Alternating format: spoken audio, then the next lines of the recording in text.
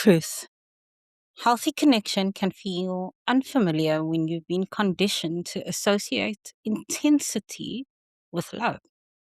Sometimes what feels like chemistry is activation. Sometimes what feels like spark is uncertainty.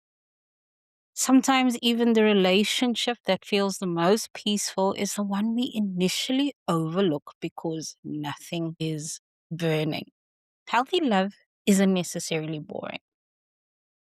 It's steady enough for you to remain yourself inside it. So, guys, let's talk about something I'd say uncomfortable, but not to everyone. What if you've been taught the wrong definition of chemistry?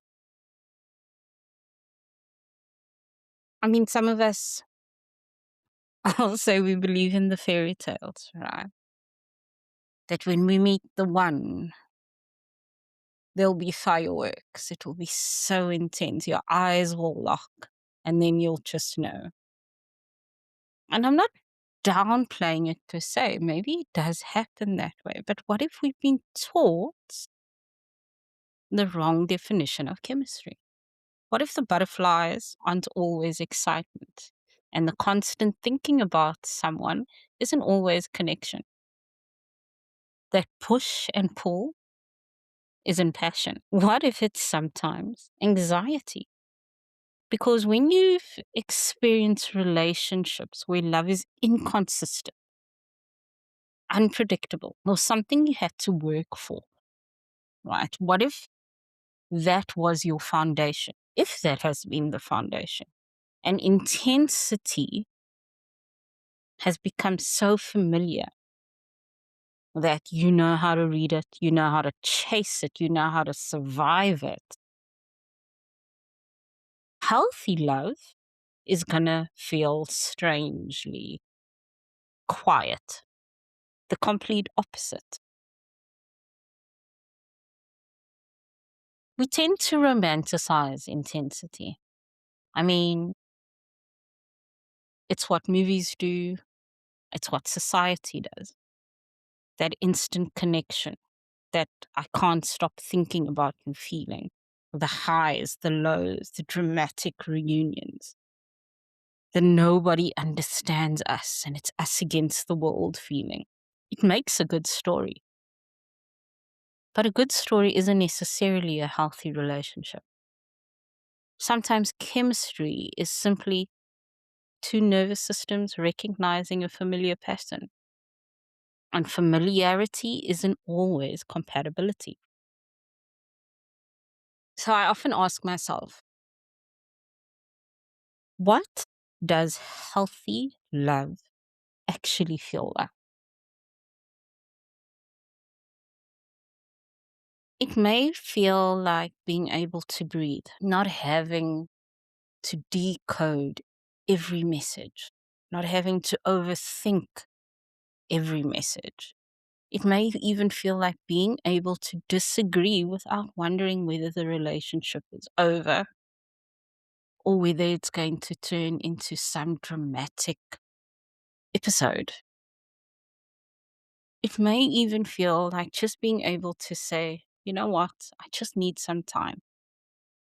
And knowing that the connection will still be there. It may feel like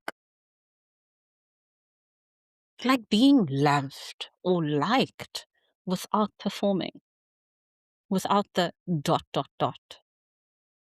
Loved without earning, right? Without explaining every single part of yourself. And there's safety in that. Now, there's a difference between someone making your heart race and someone making your nervous system feel safe. Intensity asks, do they want me? Where safety allows you to ask, do I actually like who I am when I am with them? Those are two very different questions.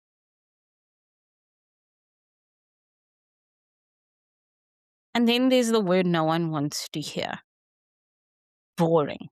A healthy connection can feel initially boring because there's nothing to solve. There's no mixed signals, there's no disappearing act, there's no guessing game, there's no twisting of words or emotional roller coasters or any constant need to prove yourself. You don't need a detective board. You don't need to ask others what they think. You don't need to constantly question yourself. You simply know where you stand, and you spent years equating that uncertainty with excitement. Because clarity can feel strangely flat. But calm isn't a lack of chemistry. Boring isn't a lack of chemistry. We do have to be a little bit careful when we define the two. It's a bit of a balancing act because healthy love doesn't mean that there's no passion. It doesn't mean that attraction disappears or you become emotionally numb. What it does mean is that passion doesn't require instability, that you can have desire and safety. You can have playfulness and consistency. You can have depth and peace. You don't have to choose. These things can all coexist. But ultimately, how do you recognize that connection? A healthy connection sometimes can have very ordinary characteristics. And that's where the boring comes in, right? You can be yourself. Shocker. You can say no, and the world doesn't end. You can have separate interests. You can communicate your discomfort. You don't have to monitor each other's moods or perform a version of yourself to remain desirable. Repair is always possible. Apologies don't require humiliation or finger pointing or name blaming. Conflict doesn't automatically threaten the relationship, and love doesn't require you to become smaller. It doesn't require you to dim your shine. So here's the question I want you to take away from all of this, and maybe just think on it.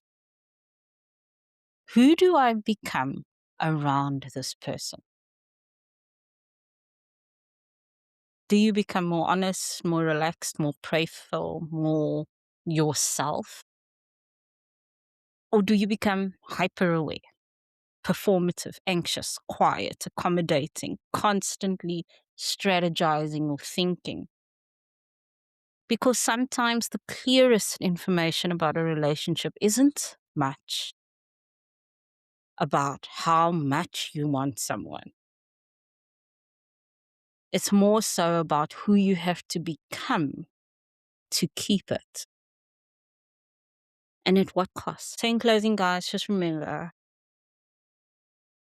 healthy love may not arrive like a lightning strike. It may arrive like a door that doesn't need to be forced open. It may feel unfamiliar, even uncomfortable, because there's nothing to chase, there's nothing to prove, and nothing to fix. And perhaps that's the point. The relationship isn't asking, how much can you tolerate? It's asking, how much of yourself can you remain while being close to another person? And that is a very different definition of love. Until next time, beautiful souls.